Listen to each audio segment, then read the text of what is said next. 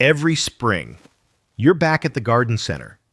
Bags of soil, bottles of fertilizer, another $200 you didn't plan to spend, and by fall, you'll need to do it all again.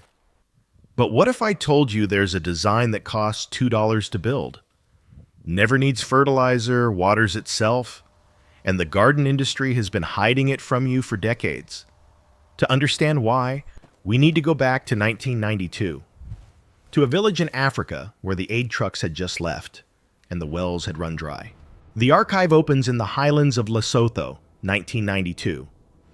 The aid trucks are disappearing over a dusty horizon. The wells are running dry. The soil is cracked, like broken pottery baking in the sun. Children sit with empty bowls. Mothers stand with empty hands. This is a land where hope has learned to leave. But in one village, something different is growing. A circle of stones, green emerging from brown. Life, where there should be none. A woman is building something. She doesn't have a name for it yet. Just stones, just scraps, just a desperate hope, arranged in a circle. A garden that feeds itself is not just a design. It is an act of defiance against dependence. The children are watching. The neighbors are skeptical. But she keeps building. Stones stacked in a circle, 6 feet across, 2 feet high. A notch cut into one side, like a keyhole. In the center, a basket made from sticks and wire, filled with kitchen scraps, banana peels, vegetable trimmings, the bones from last night's soup. She layers the bed, cardboard on the bottom, straw and leaves above that, rough compost, fine soil on top. Then she plants tomatoes, kale, onions, whatever seeds she has, and she waits. In some African cultures, the circle represents life without end, no beginning, no finish, just continuation. The keyhole is the opening, the entrance to abundance. She didn't know she was building something that would outlast governments, that would survive droughts and famines and decades of neglect. She was just trying to feed her children. But here's what she understood: that modern gardening has forgotten. The center basket is the engine. You throw in your scraps. The scraps decompose. The decomposition releases nutrients, and those nutrients flow outward into the soil. Water follows the same path. Pour it into the center, and it seeps slowly outward to the roots. The raised walls mean she doesn't have to bend over. Important for the elderly, important for the disabled, important for anyone who has ever said, "Gardening hurts my back." The keyhole notch means she can reach the center without stepping on the soil, without compacting it, without destroying the life below. This design didn't come from a university. It came from crisis. Zimbabwe and Lesotho and Lesotho were in the grip of drought, AIDS, poverty. The NGOs were searching for solutions that didn't require constant inputs, constant money, constant dependence. And in the dust, this woman built an answer. They didn't just build a garden, they built a belief. When the aid workers returned, they expected failure. They had seen 1,000 projects collapse, 1,000 good intentions dry up in the African sun. But instead, they found green circles, dotting the brown landscape, like emeralds scattered across the dust. Care International began documenting 20,000 keyhole gardens, built across multiple countries, by families who had never heard of raised beds or permaculture or organic certification. They just knew this worked. The numbers were remarkable.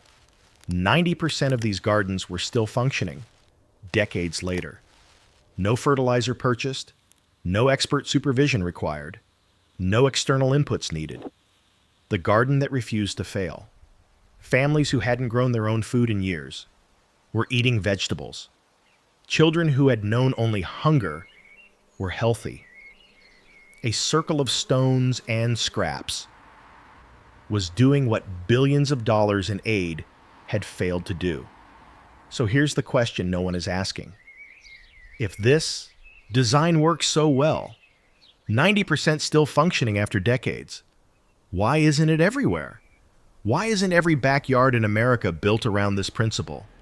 Why isn't every garden center selling keyhole bed kits? Who decided this knowledge should stay in the villages? The garden industry isn't designed for you to succeed once. It's designed for you to return. Season after season. Purchase after purchase. Dependence by design. Think about what you buy every spring. Bagged soil. 40 pounds of premium garden mix that depletes in one season.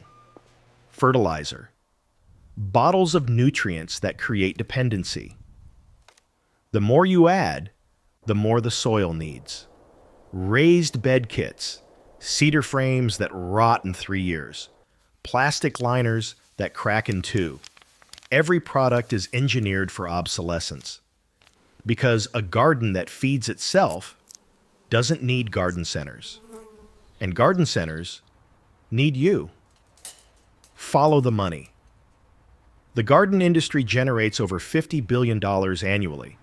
The average gardener spends $500 or more every single year on inputs. A self-feeding garden isn't a product. It's a threat.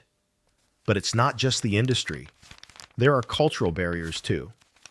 Imagine building a keyhole garden in a suburban neighborhood. A circle of stones, a basket of scraps in the center, banana peels visible from the sidewalk.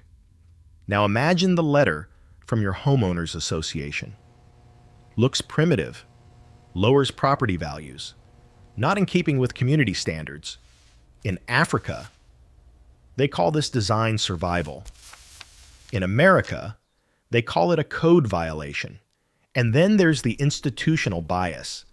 Extension offices dismissing primitive techniques. Agricultural programs teaching only industrial methods. A hierarchy of knowledge that values what comes from a lab over what comes from the land. If it doesn't have a patent, it doesn't count. If it doesn't come with instructions, it must not work. We forgot this. We let the garden centers convince us we needed them.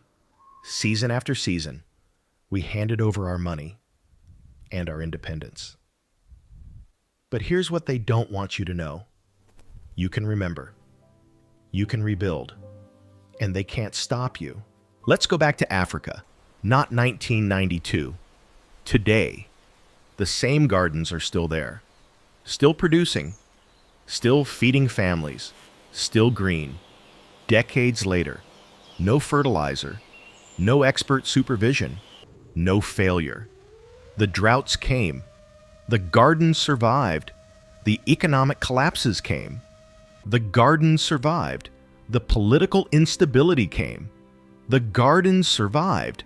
The only thing that couldn't kill these gardens was neglect, because they don't need you to survive. They feed themselves. In Zimbabwe, they say the Keyhole Garden was the difference between hunger and hope. A circle of stones, a basket of scraps, a family fed. Picture it, barren land stretching to the horizon, brown, cracked, dead. And in the middle, a circle of green, children eating tomatoes they grew themselves, a grandmother smiling at vegetables she didn't have to buy. This isn't theory. This isn't a gardening trend. This is proof that a better way exists, and it's been there, waiting for you to find it. Now let's talk about why this actually works, because it's not magic, it's not luck, it's science. That was understood long before science had a name for it. Water doesn't just sit there. It moves. It flows from areas of high concentration to areas of low concentration, from wet to dry, from the center outward. The compost basket in the middle is a reservoir. When you add water, it soaks into the decomposing material. The scraps hold that moisture like a sponge. Then slowly, over days, over weeks, that moisture seeps outward, into the soil, to the roots, exactly where it's needed. Think of it like a sponge in the center of your garden. It absorbs water when you add it. It releases that water slowly over time. No waste, no runoff, no daily watering required. Researchers found these gardens use up to 66% less water than traditional raised beds. 66%. But water is only half the story. Inside that basket, nature becomes the engineer. Earthworms move in. They tunnel through the decomposing material, creating channels for air and water. They're building infrastructure you never have to maintain. Bacteria arrive. They break down the scraps into nutrients the plants can absorb. They're managing the chemistry for free. The decomposition generates heat. That heat extends your growing season. It protects roots from frost. It keeps the biology alive, even when the air turns cold. You don't manage this system. You simply allow it. The CARE International studies confirmed what the villages already knew. Water savings up to 66%. Yield increases in drought conditions. Long-term soil improvement that compounds over years. Science didn't invent this. Science confirmed what the grandmothers already understood.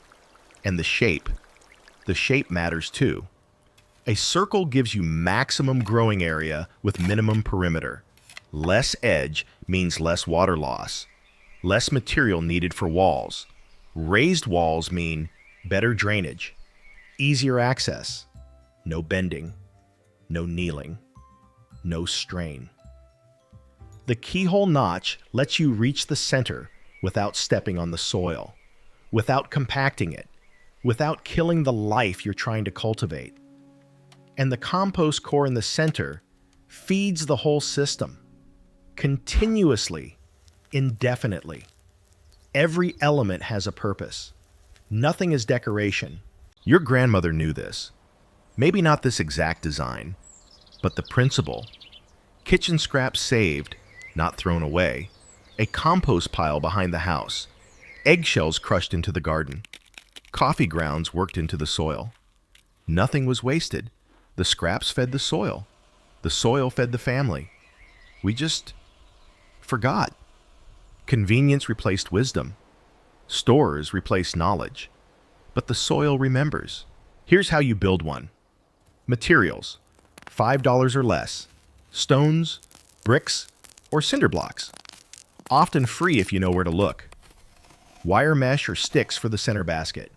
Cardboard from any store. Free. Straw, leaves, or grass clippings. Free. Kitchen scraps. Free. Soil or compost. Free if you make it. Steps. Mark a circle. 6 to 8 feet across. Build walls 2 to 3 feet high. Leave a notch on one side. That's your keyhole. Create a center basket from wire or sticks. About 1 foot wide. Layer the bed. Cardboard on bottom. Rough organic matter. Finer compost. Soil on top. Fill the basket with scraps. Plant. Water. Wait. In 3 months, you'll harvest your first vegetables. In 3 years, you'll never buy fertilizer again. In 30 years, it will still be feeding your family. It didn't disappear. It waited. In forgotten gardens and quiet villages, in the hands of grandmothers who never stopped, in the soil that remembered what we forgot. And now, it awakens. It fed families. It saved water. It asked for nothing in return. It survived what the modern garden industry couldn't destroy. Every time you build one of these, you're not just growing food. You're preserving a design that defied an industry. You're continuing a tradition that outlasted empires. You're becoming a keeper of knowledge that was almost lost. The woman in Lesotho didn't know her circle of stones would travel the world. She just knew her children were hungry, and she refused to depend on anyone else to feed them. If this knowledge survived famine and drought to reach you today, perhaps it was meant to. The archive doesn't close. It continues through those who remember, through those who build, through those who refuse to be dependent. You know what to do.